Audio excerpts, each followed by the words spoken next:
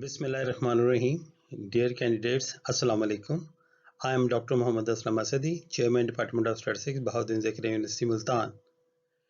Today we are going to start third training session for the PPSC lectureship in statistics. This training session is about probability and probability distribution. During this training session, you will learn the basic concepts of probability and probability theory, and you will be able to solve different complex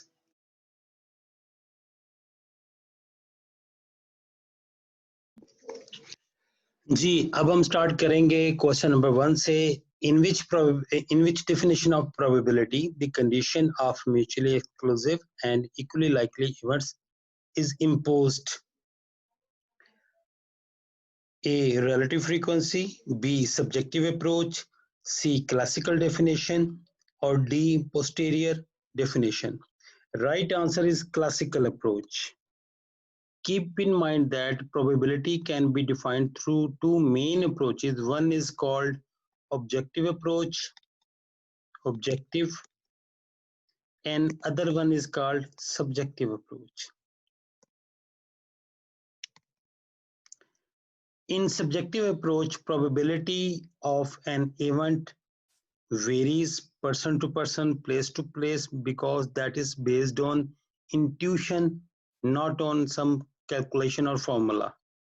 जो दूसरी तरफ objective approach है, इस objective approach में तीन definition of probability mainly आती हैं. पहली है क्लासिकल डेफिनेशन, फिर है रिलेटिव फ्रीक्वेंसी डेफिनेशन, और फिर है पोस्टीरियर डेफिनेशन.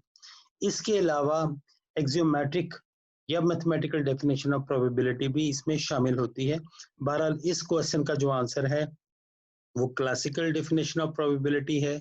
उसकी वजह यह है कि क्लासिकल डेफिनेशन ऑफ प्रोबेबिलिटी में किसी भी इवेंट की प्रोबेबिलिटी डिफाइन करने के लिए जरूरी है कि इवेंट जो है म्यूचुअली एक्सक्लूसिव भी हों और इक्वली लाइकली भी हों.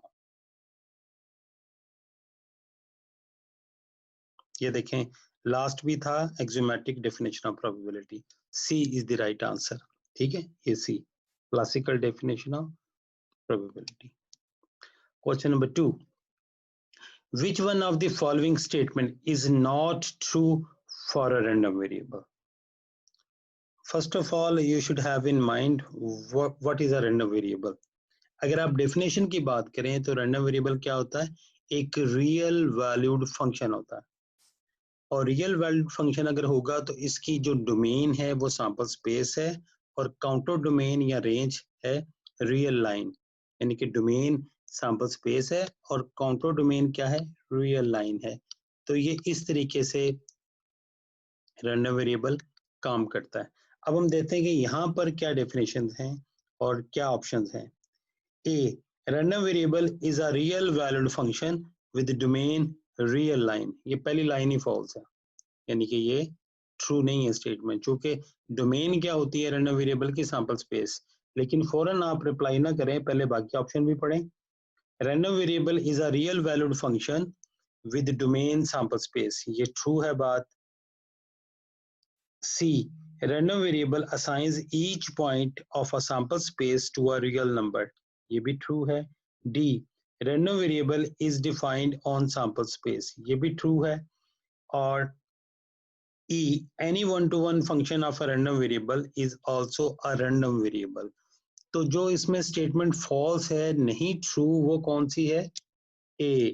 रीजन क्या है कि जो डोमेन है इसकी वो रियल लाइन यहाँ पे लिखा हुआ है, जो कि जबकि डोमेन इसकी क्या होती है रैंडम वेरिएबल की? Sample space.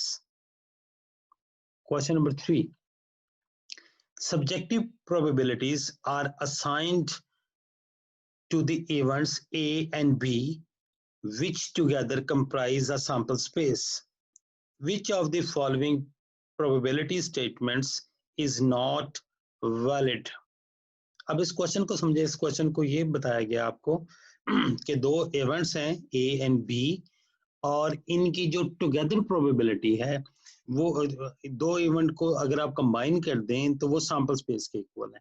दूसरे लफ्जों में इस बात का मतलब ये है कि probability of A union B जो है वो क्या होगी 1, या A यूनियन B जो है ये फुल सैंपल स्पेस है, यानी कि दोनों इवेंट को अगर आप यूनियन कर लें तो वो सैंपल स्पेस बनेगी।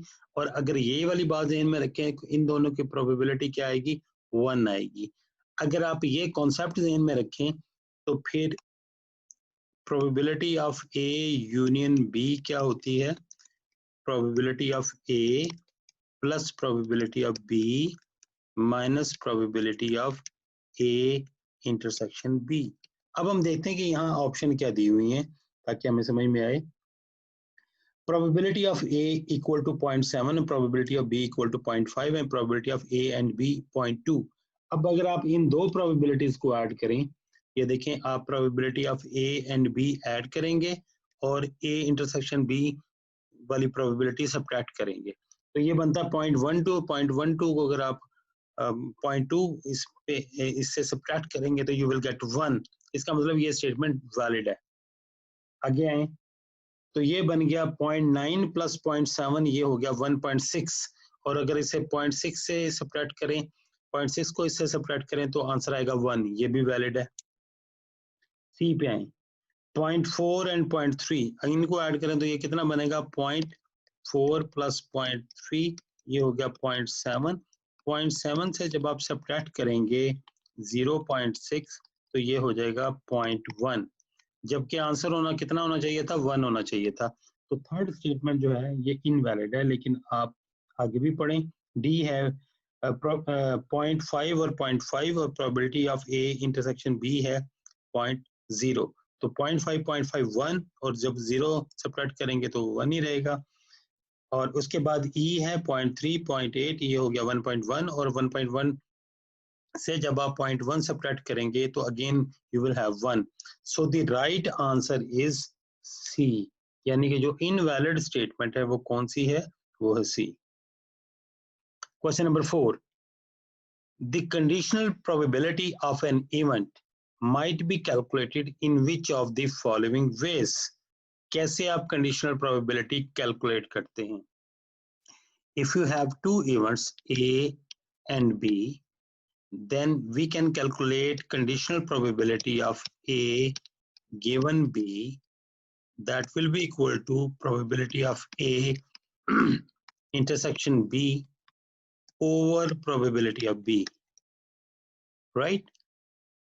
ये जो न्यूमरेटर में ये क्या है, जॉइंट प्रोबेबिलिटी, और डिनोमिनेटर में क्या है, गिवन प्रोबेबिलिटी या प्रायर प्रोबेबिलिटी या उस इवेंट की प्रोबेबिलिटी जो इवेंट पहले अकर हो चुका है। अब हम देखते हैं ऑप्शन क्या है। Adding together two conditional probabilities and then subtracting by the joint probability, obviously that is wrong. Applying the basic concepts of probability to the portion, the event space for which condition holds, that is also wrong. Finding the run frequency of times that the event in question occurs out of those times when the given event occurs, ये भी नहीं है। Multiplying together two conditional probabilities, और ये भी नहीं है। Dividing a joint probability by the given events probability, that is the right answer। ये देखें, ये joint probability है और ये given event की probability है, so E is the right answer। अच्छा, आप यहाँ पे ये बात जरूर समझें, मैंने पहले भी ये बात आपको कम्युनिकेट की थी कि आपने क्वेश्चंस या स्टेटमेंट्स को रटना नहीं है, आप इसकी जो इनसाइड थ्योरी है उसको अंडरस्टैंड करें, जो फंडामेंटल कॉन्सेप्ट्स हैं उसको अंडरस्टैंड करें, फिर क्वेश्चन किसी भी तरह ट्विस्ट हो, किसी भी तरह पूछा जाए, आप सही आंसर दे पाएंगे। अब आप ये देखें कि मैंने बहुत सारे जो क्वेश्चन के आंसर बताए पिछले 2 सेशन के अंदर, तो उसमें कुछ लोगों ने मुझे अप्रोच भी किया, मैसेज दिए या व्हाट्सएप मैसेज पे या SHD पे कि ये आंसर ठीक नहीं है, ये आंसर ठीक नहीं है, हमें ये ठीक लग रहा है, फलां बुक में ये ठीक है। तो मैं इस चीज को बहुत ज्यादा वेटेज नहीं देता कि आप मुझे ये बताएं या आप ये समझें फलां बुक में ये ठीक है। आप अपनी जजमेंट भी जरूर रखें साथ, आप देखें आपकी कंसेप्चुअल वैल्यू क्या है, आपने उस क्वेश्चन को कैसे अंडरस्टैंड किया है, और क्या आप समझते हैं कि जो ऑप्शन बताई जा रही है वो ऑप्शन ठीक है। ये जरूरी नहीं है कि जो मैं बता रहा हूँ वो भी 100% ठीक हो, उसमें भी बात गलती हो सकती है, लेकिन आप ब्लाइंडली फॉलो ना करें, आप उसे कॉन्सेप्ट के साथ मैच करें ताकि आप सही जवाब दे सकें। ठीक है, बाज़ का ऐसा होता है कि जो बुक्स आपको मिलती हैं खासतौर पे एमसीक्यूज की, जब लास्ट में या उस बुक के एंड पे कीज दी हुई होती हैं, उनमें कुछ टाइपोस होती हैं या मिसमैच होती हैं। मसलन ऑप्शन सही ए है तो वहां प्रिंट बी हो गया और वाइस वर्सा। ठीक है, इस वजह से उसको बहुत ज्यादा बॉदर ना करें आप ये देखें कि क्या कंसेप्चुअली आप सही समझ रहे हैं। उसके बावजूद कुछ क्वेश्चन ऐसे हो सकते हैं जहां आप कंफ्यूज्ड हो और रियली कंफ्यूज्ड हो, तब आप जरूर कांटेक्ट करें, आप क्वेश्चन पूछें, आप बुक कोई फॉलो करें। ठीक है, तो आई होप आप इन पॉइंट्स को ध्यान में रखेंगे। Question number 5, which one of the following statements होना चाहिए था, is not true. In experiments elementary events are collectively exhaustive and mutually exclusive. Mutually exclusive events are statistically independent.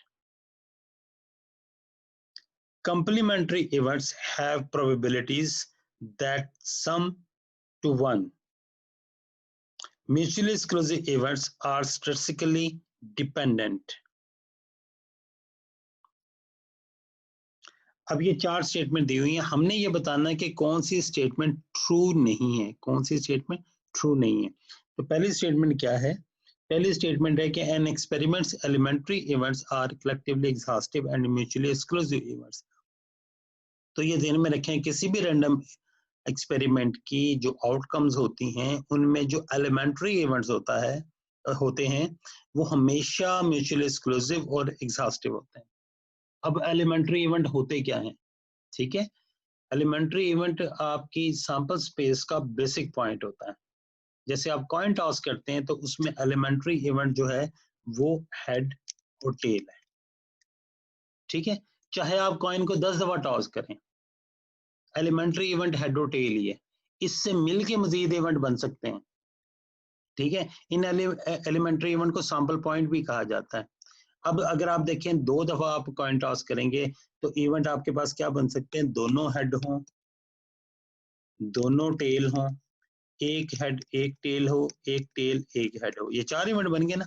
लेकिन ये जो इवेंट्स हैं they are not elementary events, ये elementary events नहीं है। एलिमेंट्री इवेंट्स कौन से हैं, वो ये हैं, ये दो, यानी कि बेसिक इवेंट्स हैं या बेसिक सैंपल पॉइंट्स हैं जो कि सैंपल स्पेस को कॉन्स्टिट्यूट करते हैं। इस वजह से जो बेसिक एलिमेंट्स होते हैं किसी भी सैंपल स्पेस के, वो हमेशा एग्जॉस्टिव और म्यूचुअल एक्सक्लूसिव होते हैं, राइट। ये फिर ध्यान में रखें, ये भी इवेंट्स हैं, ये भी इवेंट्स हैं, लेकिन ये वाले इवेंट्स जो हैं ये बेसिक इवेंट्स नहीं है, ये वाले बेसिक इवेंट नहीं है। तो ऑप्शन ए जो है ये ठीक है। अच्छा, उसके बाद बी क्या था, mutually exclusive events are statistically independent, ये भी गलत है। म्यूचुअली एक्सक्लूसिव इवेंट जो है हमेशा डिपेंडेंट होते हैं, म्यूचुअली एक्सक्लूसिव इवेंट्स हमेशा डिपेंडेंट होते हैं। तो बी ऑप्शन जो है दैट इज नॉट ट्रू, यानी कि ये जो बी ऑप्शन है ये ट्रू नहीं है। तो बज़ाहिर हमें लगता है कि हमारा जवाब बी है, लेकिन आगे चलें। Complementary events have probability that sum to 1, ये बड़ा क्लियर है कि अगर ए एक इवेंट है तो ए का कॉम्प्लीमेंट दूसरा इवेंट है, दोनों की प्रोबेबिलिटी ऐड करेंगे यू विल गेट 1, तो ये सही ऑप्शन है।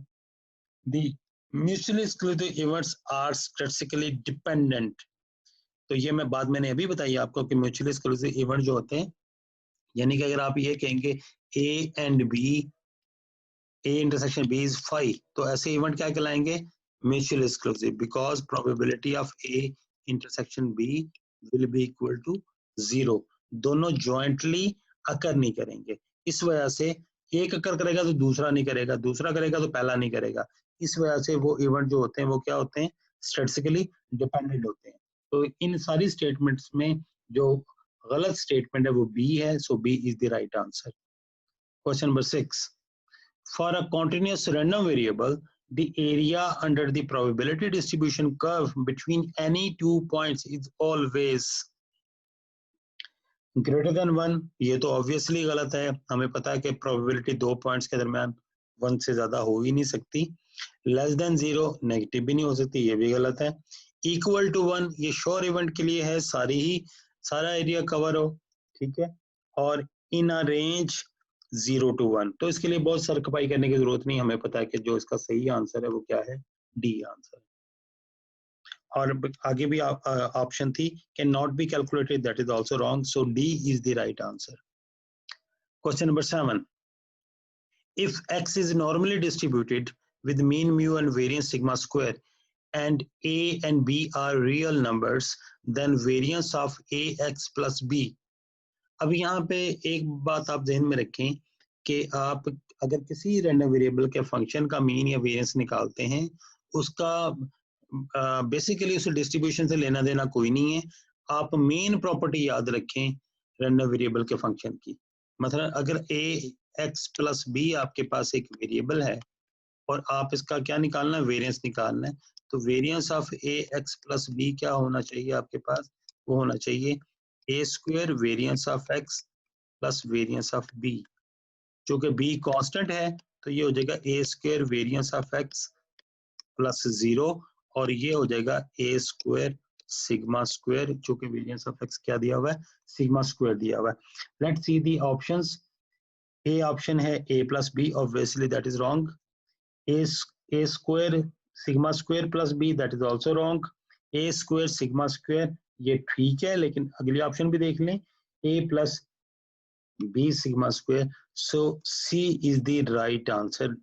ई भी दिया हुआ है A B sigma square, but C is the right answer. ठीक है, ये मैंने साबित भी कर दिया इसको। अच्छा, question number 8, the area under the normal curve with in 2 standard deviations of the mean is, यानी कि आपसे ये पूछा जा रहा है कि area under the normal curve with in 2 standard deviation, ये है 2 स्टैंडर्ड 2 सिग्मा। आपको पता है 3 पॉपुलर रेंजेस हैं, एक्स प्लस सॉरी ये मैंने एक्स लिख दिया, सॉरी, ये था mu plus sigma, mu plus minus 2 sigma और म्यू प्लस माइनस 3 सिग्मा। इनको देखिएगा, ठीक है। तो ये 3 रेंजेस हैं, हमें पता है कि ये क्या है, ठीक है। तो ये बताना है हमने 65.27%, ठीक है।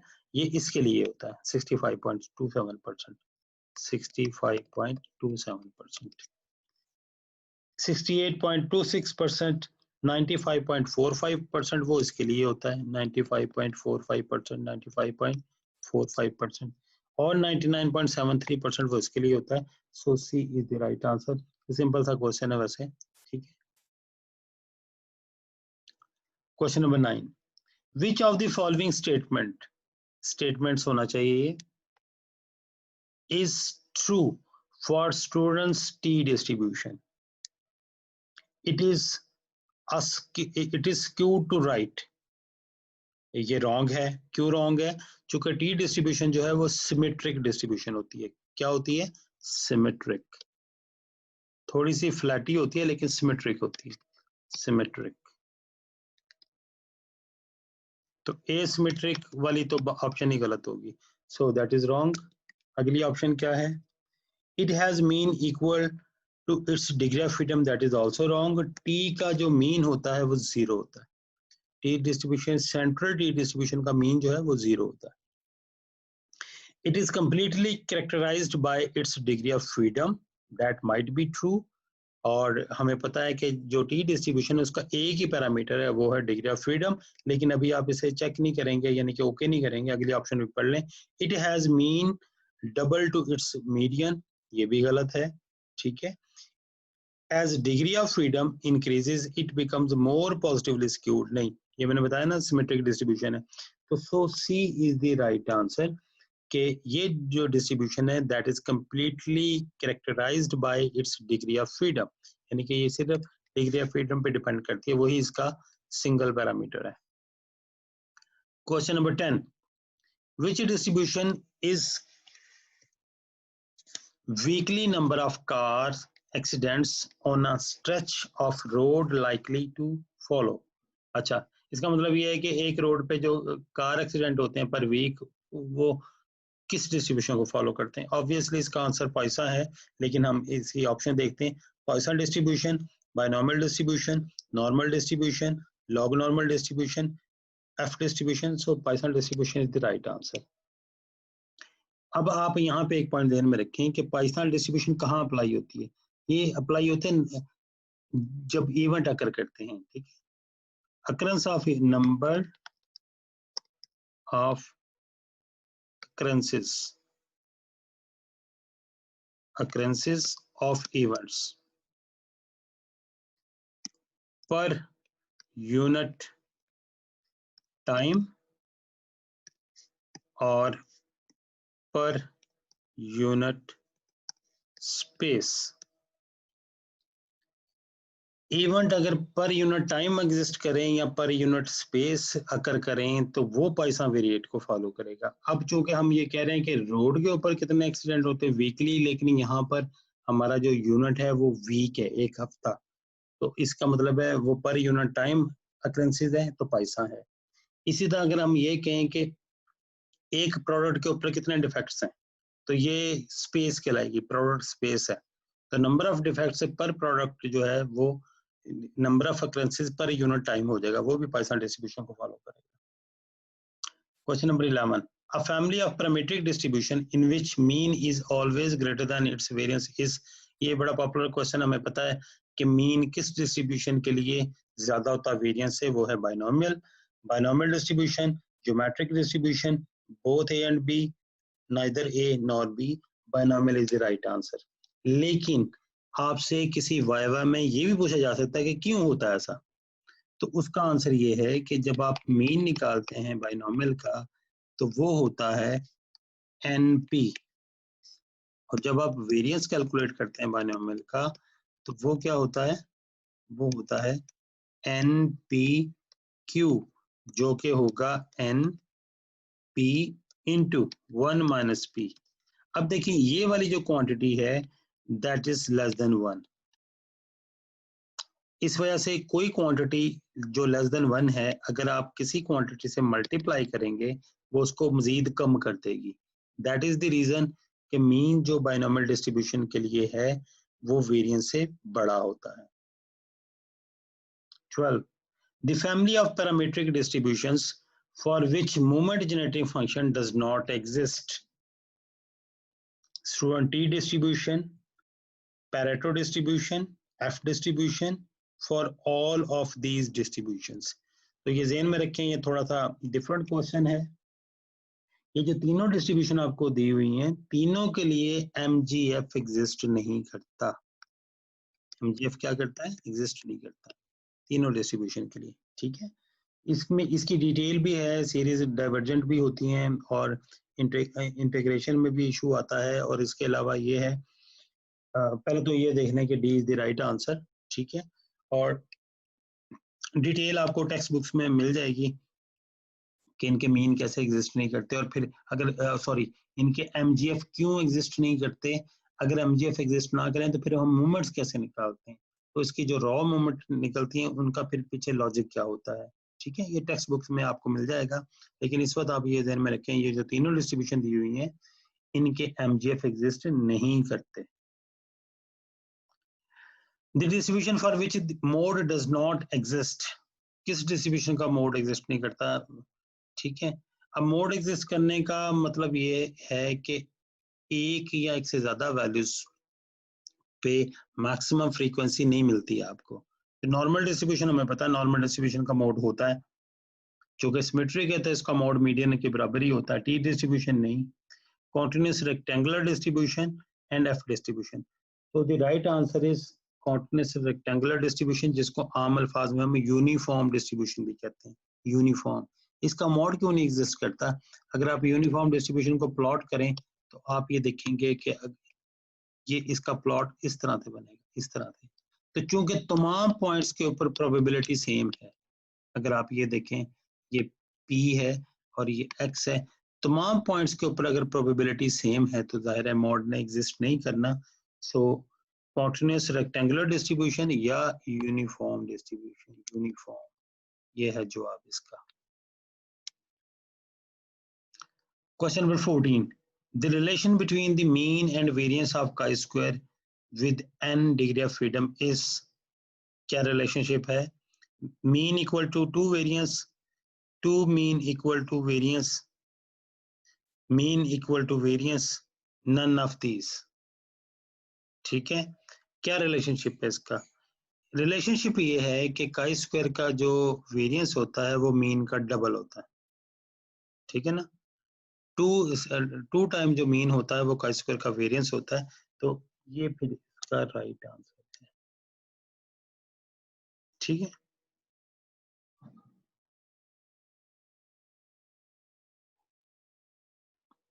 Fifteen, F distribution curve in respect of tails is negatively skewed, positively skewed, symmetrical और none of above। F distribution जो है वो positively skewed होती है। F distribution क्या होती है? Positively skewed होती है। तो जब आप F कर्व बनाते हैं तो तकरीबन वो डिस्ट्रीब्यूशन इस तरह की होती है, positively skewed distribution है। If X has binomial distribution with the parameter P and N, then X over N has the variance। अगर X बाइनोमियल डिस्ट्रीब्यूशन हो तो X over N का वेरिएंस क्या होगा?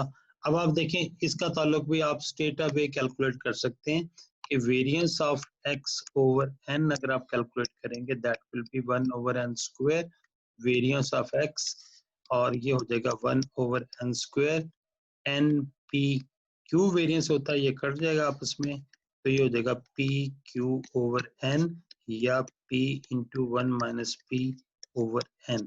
इधर देखते हैं ऑप्शन क्या है, एन पी क्यू गलत है, ये एन स्क्वायर पी क्यू ये भी गलत है, n p p q over n, और लास्ट में है p q over n square. So C is the right answer. Question number 17, the binomial distribution is symmetrical if p equal to q equal to 0.2 1 1 by 4 half 1 by 2। ठीक है, D is the right answer. पहला तो ये question ही check करें आप, यहाँ पे एक टेक्निकलिटी है वो आपको वैसे क्लियर हो जाएगी। जब आप कहते हैं पी और क्यू बराबर हैं तो इसका मतलब ही ये है कि पी और क्यू 0.5 है। ठीक है, जब आप कहेंगे पी और क्यू बराबर है तो दैट मीन्स पी और क्यू 0.5 है, क्योंकि p plus q should be equal to 1। तो अगर ये दोनों बराबर हैं तो ये 0.5 है, तो आपको डिटेल में जाने की जरूरत ही नहीं है, D is the right answer.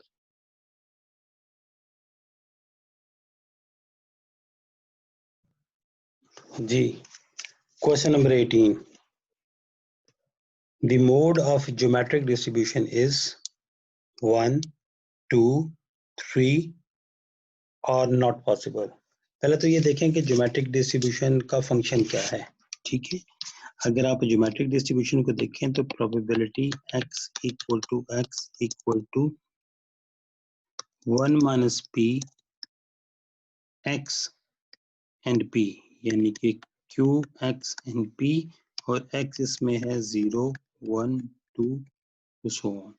और एक और फंक्शन है इसका, probability of x equal to x equal to 1 minus p raise to power x minus 1 p और q raise to power x minus 1 p, और इस सूरत में x क्या होता है 1 2 अप टू सो ऑन। ये जो पहला केस है ये वाला, इसमें क्या है, इसमें पहले तो आप ये समझें कि ज्योमेट्रिक डिस्ट्रीब्यूशन आप अप्लाई कब करते हैं। इसमें आप ट्रायल उस वक्त तक रिपीट करते रहते हैं जब तक आपके पास फर्स्ट सक्सेस नहीं आ जाती। जैसे मैं कहूँ कि हम लूडो खेल रहे हैं, उस वक्त तक गेम ओपन होगी जब तक 6 नहीं आता।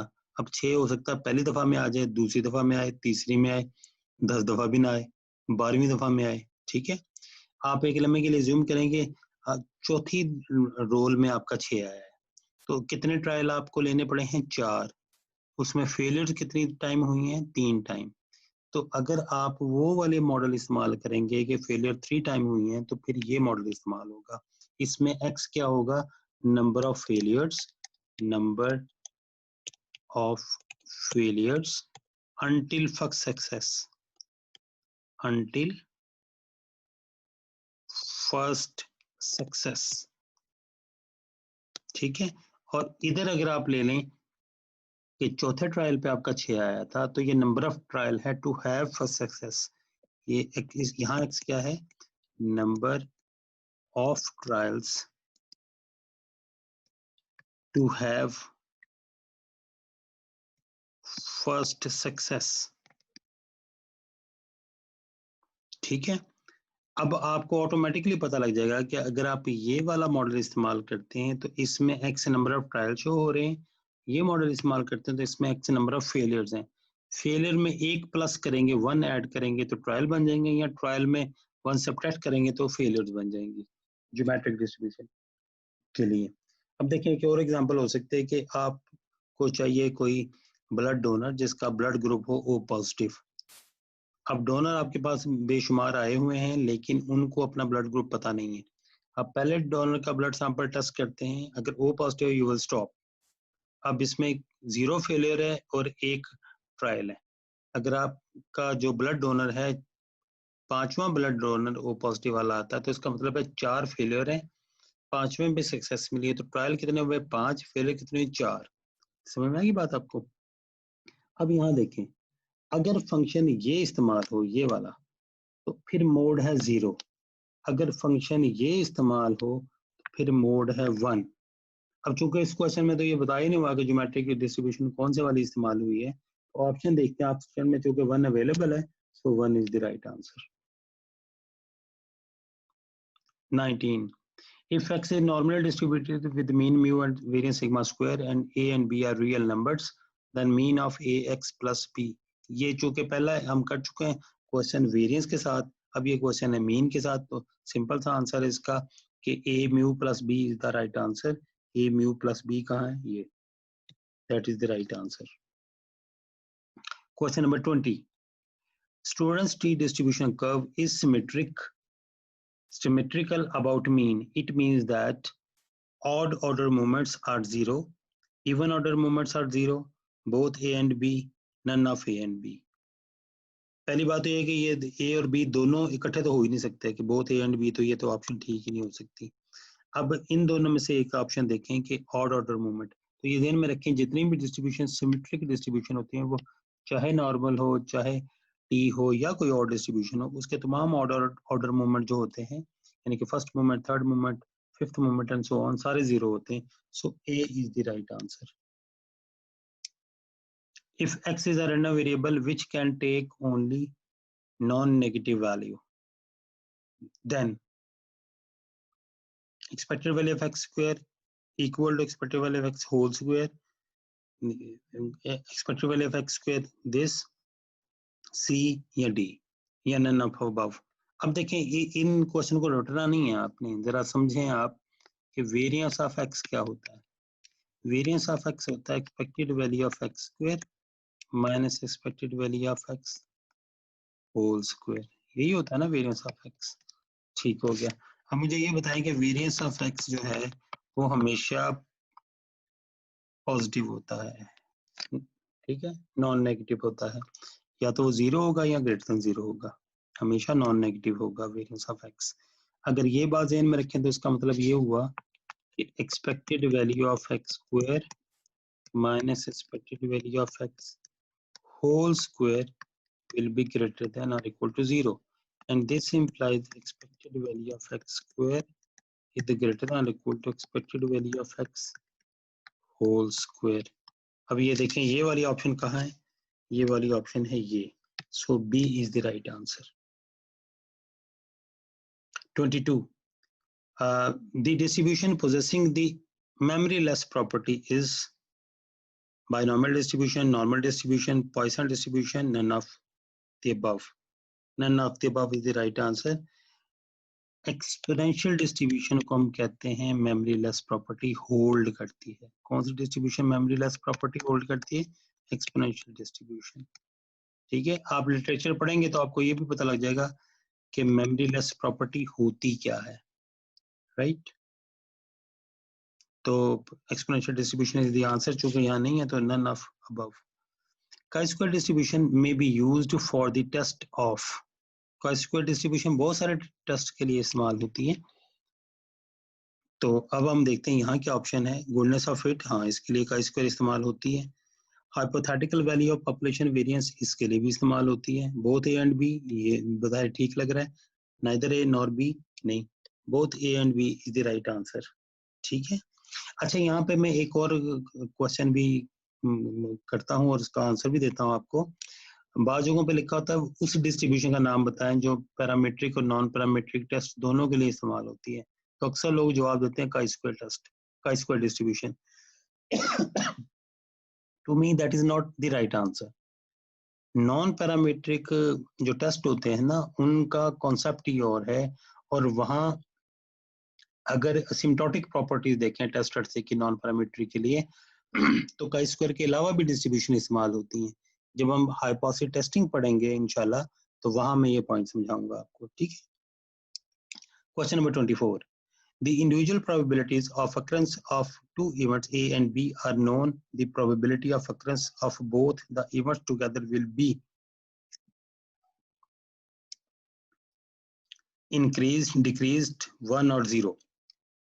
क्या पूछा हुआ है इस क्वेश्चन में ये पूछा हुआ है कि अगर ए इवेंट की कोई प्रोबेबिलिटी हो और बी इवेंट की कोई प्रोबेबिलिटी हो, और ये प्रोबेबिलिटी हमें पता हो, ये इवेंट इकट्ठे अकर करें, ये इवेंट इकट्ठे अकर करें, तो क्या इनकी जो प्रोबेबिलिटी है वो कम हो जाएंगी कि ज्यादा हो जाएंगी, या क्या होगा?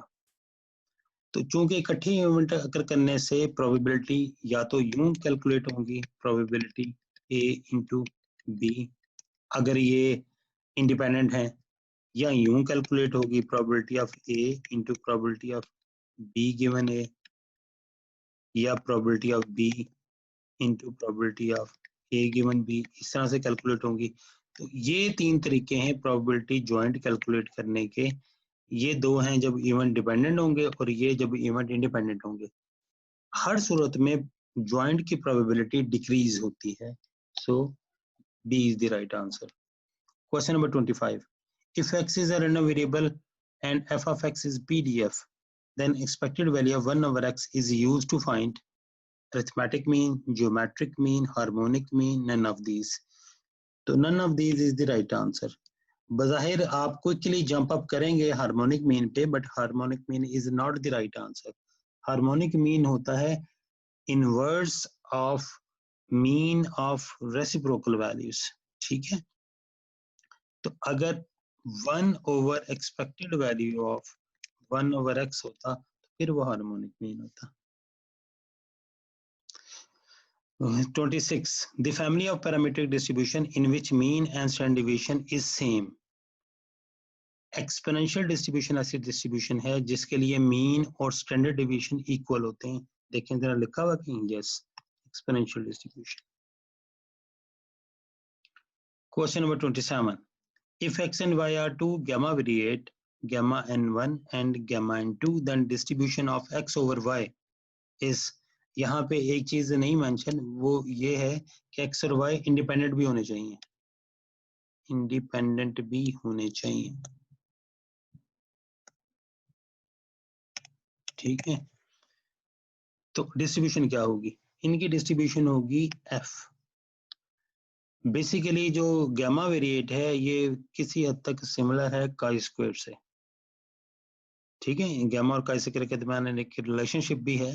तो एग्जैक्टली फंक्शनल फॉर्म जो गैमा की है वो काई स्क्वायर जैसी है। तो दो इंडिपेंडेंट काई की रेशो एफ होती है, इसी तरह दो इंडिपेंडेंट गैमा की रेशो भी क्या होगी? एफ होगी। तो चूंकि एफ और कहीं दिया ही नहीं हुआ, एक ही ऑप्शन है, तो B is the right option. Question number 28, if the sample size n or degree of freedom becomes larger, the student t distribution tends to normal, f, Cauchy, or none of above. A is the right answer. अगर T distribution का एक ही parameter है जो कि उसकी degree of freedom है, अगर ये बढ़ जाए तो टी का बिहेवियर नॉर्मल के बिहेवियर जैसा हो जाता है। यही एक रीजन होती है कि अगर आप देखें, अब बहुत सारे क्वेश्चन में ये कहा हुआ होता है कि if n is greater than और equal to 30 then apply Z test. पढ़ा है ना आपने? उसकी रीजन ये होती है कि n ग्रेटर देन 30 पे अगर डिग्री ऑफ फ्रीडम है वो कितनी हो जाएगी? Greater than equal to 29। ठीक है, चूंकि n-1 होगी तो 29 या उससे अबव डिग्री ऑफ फ्रीडम पे सॉरी 29 या उससे अबव डिग्री ऑफ फ्रीडम पे टी का और नॉर्मल डिस्ट्रीब्यूशन का बिहेवियर जो होता है वो सिमिलर हो जाता है, right. Question number 29, if x is mn, यानी कि x जो है f डिस्ट्रीब्यूटेड है, first degree of freedom m है, सेकंड है n, then the variable 1/x is distributed as, ये बड़ी पॉपुलर प्रॉपर्टी है कि x का जो इनवर्स होता है वो भी f का जो इनवर्स होता है वो भी f ही होता है, फर्क ये होता है कि डिग्री ऑफ फ्रीडम उलट हो जाती है। तो हम देखते हैं क्या है, नॉर्मल ये गलत है, f ये भी गलत है, f ये ठीक है, ये भी गलत है, सो C is the right answer. ये देखें इसमें पहले डिग्री ऑफ फ्रीडम m है, अब n है, तो इसको उलट कर लें n and m, ठीक है। तो इनवर्स रेसिप्रोकल जो है f का रेसिप्रोकल क्या होता है, वो भी f ही होता है। इसी तरह उसकी डिग्री ऑफ फ्रीडम जो है वो आपस में इंटरचेंज होती है जब आप रेसिप्रोकल लेते हैं। If y is binomial with n and p, the variable y over n is called an inverse variate, a pseudo binomial variate, both a and b, n of a and b, pseudo binomial variate। अगर x या y binomial हो तो उसको अगर आप divide कर दें n से तो ये क्या कहलाएगा, सूडो बाइनोमियल वेरिएट, ठीक है। यहाँ पे एक और क्वेश्चन भी मैं साथ में बता दूं, अगर टी का वो क्वेश्चन है, यहाँ तो नहीं दिया हुआ, चले मैं अगली स्लाइड पे आपको बताता हूँ। मैं मोड ऑफ का square distribution with n degree of freedom lies at the point, ठीक है। का स्क्वायर का जो मोड होता है वो उसकी डिग्री ऑफ फ्रीडम -2 होता है, अगर डिग्री ऑफ फ्रीडम n है तो ये होगा। ये ध्यान में रखें, आमतौर पे n लिखा होता है तो n सैंपल साइज भी हो सकता है, डिग्री ऑफ फ्रीडम भी हो सकता है। तो यहाँ चूंकि मेंशन कर दिया गया है कि n डिग्री ऑफ फ्रीडम है, इस वजह से n-2 है, वरना जनरली ये होगा ν-2, यानी कि अगर डिग्री ऑफ फ्रीडम न्यू है तो मोड क्या होगा, ν-2। जरूरी नहीं हमेशा डिग्री ऑफ फ्रीडम n से शो हो, बल्कि बेहतर है कि डिग्री ऑफ फ्रीडम और n को आप डिफरेंट रखें और डिग्री ऑफ फ्रीडम आप न्यू ही से शो करें, राइट।